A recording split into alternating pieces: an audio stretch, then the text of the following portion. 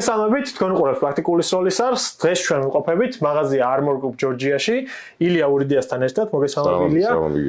ეს მაღაზია არის ახალი გახსნილი და მათ აქვს რამდენიმე განსაკუთრებული ცეცხლსროლი იარაღი, რომლის ერთ-ერთის გამოცდის საშუალებაც ჩვენ ველზე მოგვეცა. მაღაზიაზე რამდენიმე სიტყვას თვითონ ილია გვეტყვის და მე უკვე დაუბრუნდებით ჩვენ ვიდეოს თემას. მოგესალმებით, მივესალმებით თქვენს მაყურებელს გიორგი. მაღაზია გავხსენით დაახლოებით 2 თვის წინ. და ამ ეტაპზე გვაქვს წარმოდგენილი პოლონური კომპანია Sanovganis სამი ტიპის იარაღი.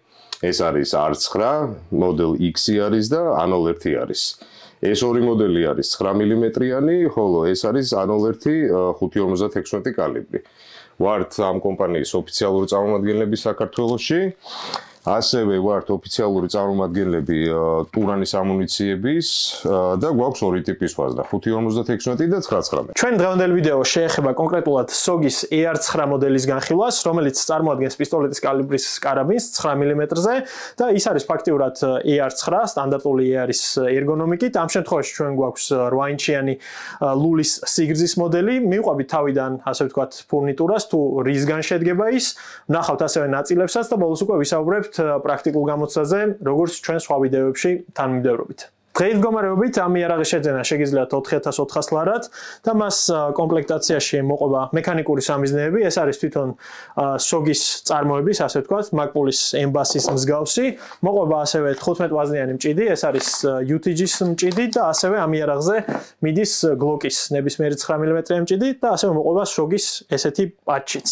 რაც შეეხება ახლა იარაღის კომპლექტაციას გარეგნულად, კონდახი და პისტოლეტის სახელური, ეს არის, ასე ვთქვათ, SOG-ის ორიგინალი გამოშვების.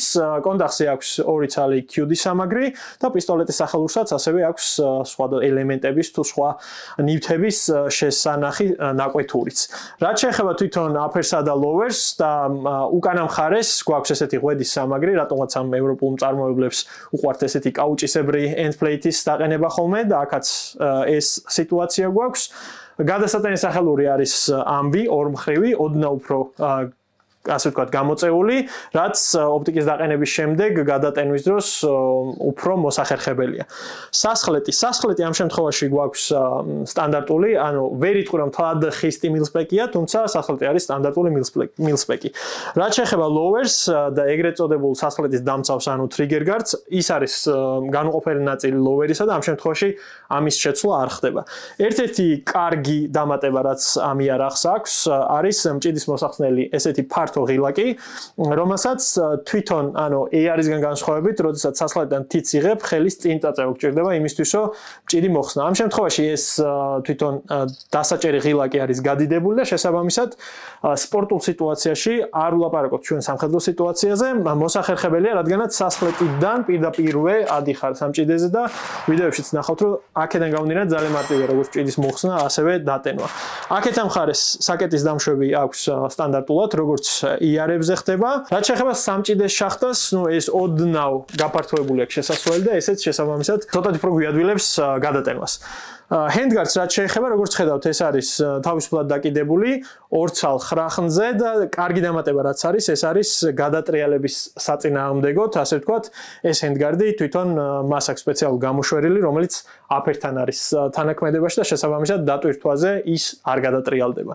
ლულა ამ შემთხვევაში გვაქვს 8 ინჩიანი სიგრძის, თუმცა SOG-ი ზოგადად უშვებს სხვადასხვა სიგრძის ლულების თავის PCC-ებს, ეს არის შავი ნიტრადირებული 51-40 ფოლადი. რა თქმა უნდა, ავტომატიკის მოქმედების სქემა არის ჩვეულებრივი blowback-ი, ანუ თავისუფალი საკეტი და როდესაც რამდენიმე ვიდეოს ნახავთ თვითონ ამ SOG-ზე, იქ ამბობენ, რომ უკუცემის მექანიზმში რაღაც ცვლილებები შეიტანეს, გარეგნულად ეს არ ეტყობა, ეს ეხება კონკრეტულად ზამბარის დაჭიმულობას და თვითონ ბუფერის წონას, რითიც ოდნავ უფრო რბილი არის ეს იარაღი განსხვავებით სტანდარტული AR9-ისგან.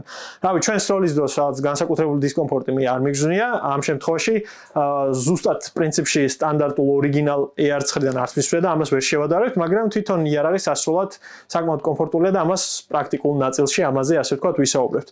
გარეგნულ დეტალებს რაც შეეხება დასამატებელი ამ მიმართულებით არაფერი არ გაქვს, ჩავიხედოთ ეხლა რა ხდება შიგნით. ხო, რაც შეეხება შიგნეულობას, ანუ სტანდარტულად რადგანაც AR-ის პლატფორმა არის, ის ჩვეულებრივად თავსებადი არის სასხლეტებთან და სტანდარტულად იცვლება როგორც სხვა. მცველებს რაც შეეხება, ესეც ამ შემთხვევაში დაკომპლექტებული არის ორმხრივი მცველით და თუ ჩვენ დაგჭირდება მაგალითად სხვა 45 გრადუსიანის ან რამე მსგავსის დაყენება, მარტივად შეგვიძლია გამოცვალოთ. ბუფერს რაც შეეხება, ბუფერის და ზამბარაც სტანდარტულად არის აქ მოთავსებული და გადასატენ სახელურზე მე პრინციპში ორი სიტყვა ვთქვი, ეს არის ასეთი ორმხრივი, ხოლო საკეტს რაც შეეხება, ეს არის სპეციალური საკეტი, რაც AR9-ზე, რა თქმა უნდა, მსგავსი, ასე ვთქვათ, კონსტრუქციისა. ჩვეულებრივად ბეჭდებს რო დავაკვირდეთ, ანუ დაბეჭდის ხარისხი არის კარგად გაკეთებული და საჩერი ჭილები აქვს, ამასაც ჩვეულებრივი, რისი მოხსნის შემდეგაც უკვე ზამბარით, ანუ ზამბარასთან ერთად გამოდის თვითონ ნემსა ეგრეთ წოდებული დამრტყმელი. შესაბამისად, დაშლის დროს ყურადღება უნდა მივაქციოთ, რომ ეს დეტალი არ დავკარგოთ და გარდა ამისა, აწყობის დროს რაც მნიშვნელოვანია, ბოლომდე ჩავაფიქსიროთ ეს ნემსა და ისე ავაწყოთ, რადგანაც შეიძლება გამოგრჩეს ამ ზამბარის დაჭიმულობის გამო და ეს ასე ვთქვათ, არ ავაწყოთ იარაღი კარგად. რაც შეეხება პრაქტიკულ გამოცდილებას, თავდაპირველად ვახსენე, რომ მოგვიც ამ იარაღის ველზე გატანის და მისროლის საშუალება. რა თქმა უნდა, პირველ რიგში, როცა ახალი ბრენდი შემოდის, ყველას აინტერესებს ხოლმე, რამდენად საიმედოა და რამდენად ზუსტია.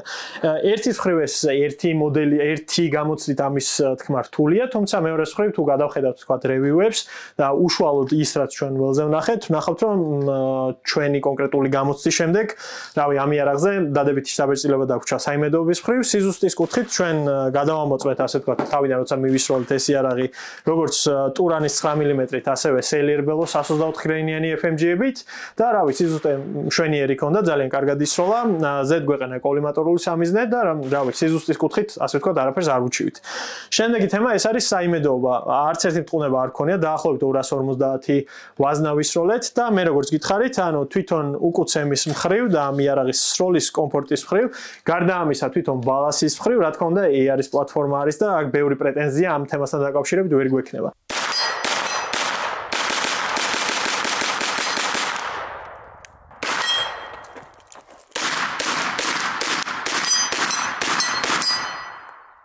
რაც შეიძლება ასე ვთქვათ, რითიც ეს იარაღი უფრო გავაუმჯობესოთ და გავხადოთ უფრო უკეთესი სასროლი, ეს არის სასხლეტი შევცვალოთ მასზე და დავაყენოთ რამე ერთსაფეხურიანი ისეთი მოსპორტულო სასხლეტი და ასევე შეგვიძლია შევცვალოთ კომპენსატორიც, ცოტათი გრძელი ხალხისთვის, ასევე კარგი იქნება თუ წინ რაიმე hand stops დავაყენებთ, რადგანაც მოკლელულა და ბუნებრივად ხელი წინ არ გაგვიქცეს. სროლის კუთხით, რავი, იმ მცირედი გამოცდით, რაც ჩვენ მოვაწყეთ ამ იარაღზე, კარგი შედეგები ქონდა, მაყოფილები ვართ. დღეს კონკრეტულად ასე ვთქვათ, AR9 რო გინდოდეს საქართველოში ან შეუკვეთო დასავლეთიდან, რაც ცოტა უფრო ძვირი სიამოვნება, ან ერთადერთი ასე ვთქვათ ალტერნატივა, რაც გვაქვს, არის კონკრეტულად SOG-ის ეს AR9. საბოლოო ჯამში, რავი, ამ SOG-ის AR9-მ ძალიან დადებითი შთაბეჭდილება დატოვა პირადად ჩემზე.